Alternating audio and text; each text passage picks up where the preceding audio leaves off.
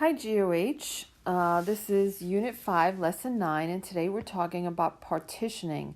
So the midpoint that we did yesterday was finding the point in the middle, but sometimes we want to divide a segment into not necessarily half, but into different amounts of parts.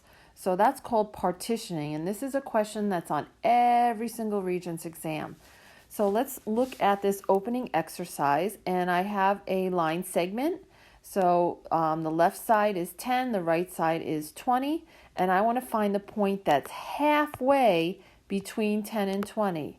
Now I'm doing something that you can just easily do in your head. Halfway between 10 and 20 is 15, and that's my answer right there. Then I want to find the point that's 3/4 of the way between 10 and 20. Well, half of 10 and 20 was 15, and then if I break those up into quarters, I got 12.5 and 17.5. So 3/4 of the way is going to be that 17.5. And then I want the point that's 2/5 of the way between 10 and 20. So basically now I have to not divide this into quarters, but divide it into fifths. All right? So how am I dividing it up into fifths? And again, this is probably something you can see without really doing anything mathematical. This is going to be 12, 14, 16, 18, and 20. So if I want something that's 2/5 of the way, that's going to be at 14. All right. What am I sort of doing, though, mathematically to find these?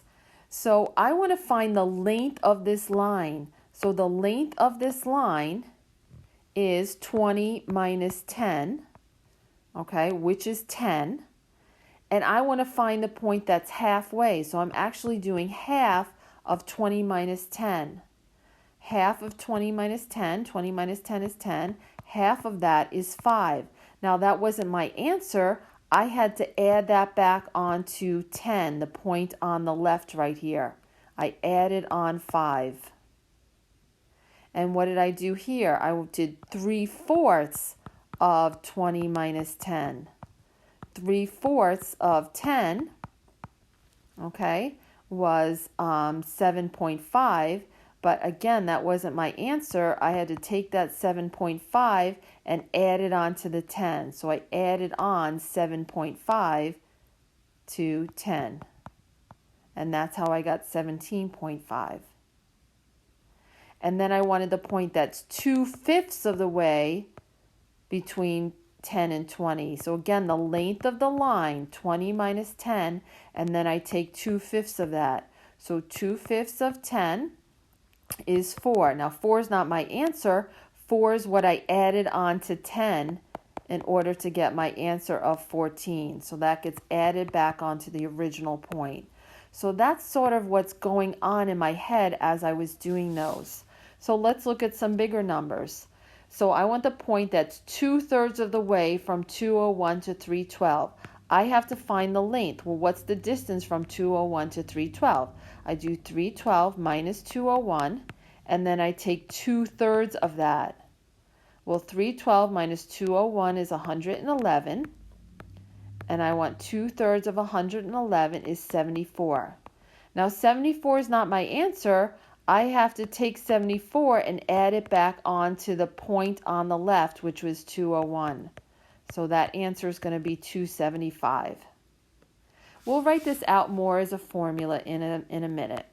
I just want to talk a little bit about partitioning. So when I'm partitioning, I'm dividing it into sections. Sometimes you're given the fraction, like for example, 1, I was given the fraction. The fraction was 2/3. Sometimes you're just going to be given it as a ratio. So if the ratio is 2 to 3, hold up your fingers. You got 2 fingers on the left hand and you got 3 fingers on the right hand. So it's a ratio of 2 to 3. You have 5 fingers total. So if my ratio is 2 to 3, my fraction is actually going to be 2/5. You're adding these numbers. 2 plus 3 is 5. There are 5 parts total, and you want the point that's 2/5 of that way. So sometimes you have to take the ratio and make a fraction out of it. Something super similar but a little bit different, I'm going to partition it into a 3-to-2 ratio. So again, I'll hold up 3 fingers and 2 fingers. There's still 5 parts total. So that bottom number is 5, but this time I want the point that's 3/5 of the way. So that's going to be a fraction of 3/5. All right, so what is my partitioning formula? Let me just erase that. You're going to take, if you have 2 points, all right, x1 and y1 and x2 and y2, and you want to find the point that's a over b away from that. It's x1 plus a over b, x2 minus x1.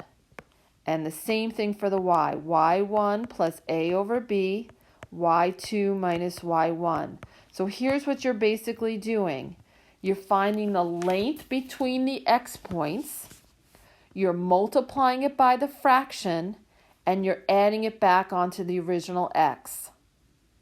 And then you're doing the same thing with the y's. You're finding the distance between the y points, you're multiplying it by the fraction, and you're adding it back onto the original y. So that's what's going on. All right, so let's do that right here. This is my x1, y1, x2, y2. I want to find the point that's 2/5 of the way. That's my a over b. I want to find the point that's 2/5 of the way along AB, closer to A than it is to B. So I'm going to take x1, which is -4, plus my fraction a over b, which is 2/5, x2, which is 12, minus x1. So it's minus -4. Then I do the same thing for the y's. y1, which is 5, plus the fraction 2/5, y2, which is 13, minus y1, which is 5. Now I'm going to do everything in the left. You could do that whole thing in your calculator, or you could sort of work it out a little bit on your own if you wanted to. So 2/5, 12 minus -14 is 16. And then 13 minus 5 is 8. Now these actually come out to decimals, no big deal. This whole left side can go into your calculator, and then this whole right side can go into your calculator. And you get 2.4, and you get 8.2. So that's the point that's 2/5 of the way between A and B.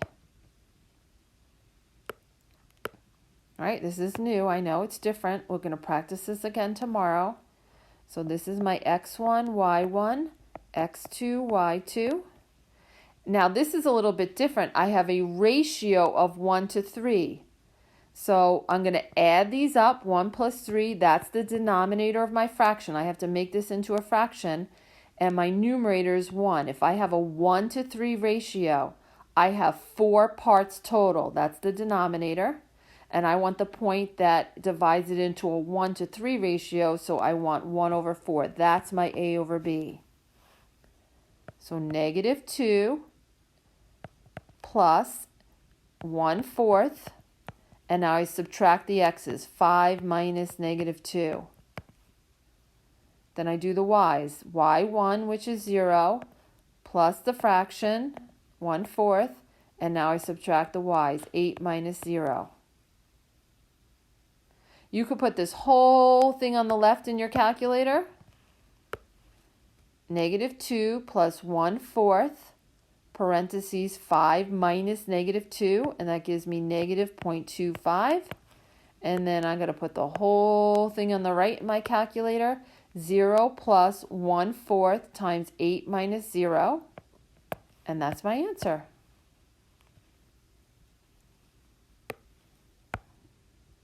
Okay, and try one more. I want a given point A, which is 3, -5. That's my x1 and my y1. And B, which is 19, -1. That's my x2 and my y2. I want to find point C that's 3/8 of the way along AB, closer to A than it is to B. This right here is my A over B. So I'll write the formula just in case anybody's struggling with this. I'm basically subtracting the x's, multiplying it by the fraction, and adding it back onto the original x. Same thing with the y's. I'm subtracting the y's, multiplying it by the fraction, and adding it back onto the original y. So x1 is 3, plus the fraction is 3/8. Subtract the x's, 19 minus 3. Do the same thing for the y. y1 is -5, plus the fraction is 3/8. Now subtract the y's, -1 minus -5. So everything on the left right here can go in my calculator. 3 plus 3/8. And 19 minus 3 is 16, so if you just want to do that. But anyway, that gives you 9. And then the whole thing on the right goes in my calculator. -5 plus 3/8, -1 minus -5. So just basically knowing the calculator and putting the correct numbers, substituting in those correct numbers, and then putting it right into the calculator. So you know your formula, substitute in the numbers, put it in the calculator. Done. So this is something we'll practice since it's always on the Regents. It will definitely be on your test, and if we have a final exam, it will be on your